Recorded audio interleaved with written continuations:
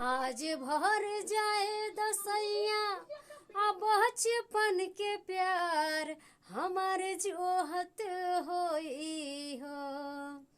आज भर जाए दसैया बचपन के प्यार हमारे जोहत होई हो।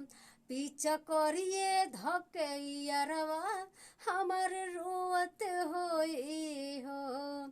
पीछा करिए धकैयरवा हमारे रोवत होई हो। नमस्कार, प्रणाम आप सभी को। मैं रंजना राज और ये मेरा गाना होली सैड सॉन्ग रिलीज हो गया है रंजना राज ऑफिशियल पे। तो अभी तक आप लोग नहीं सुने हैं तो एक बार जरूर जाके सुनिए रंजना राज ऑफिशियल पे और खूब सारा शेयर कीजिए आप लोग। पिचकारी धके रोता यार एल्बम का नाम है, पिचकारी धके रोता यार। और हमारे रंजना राज ऑफिशियल के सब्सक्राइब कीजिए, ज़्यादा से ज़्यादा शेयर कीजिए। फेसबुक से देख रहे हैं तो फेसबुक को फॉलो कीजिए। जय माता दी।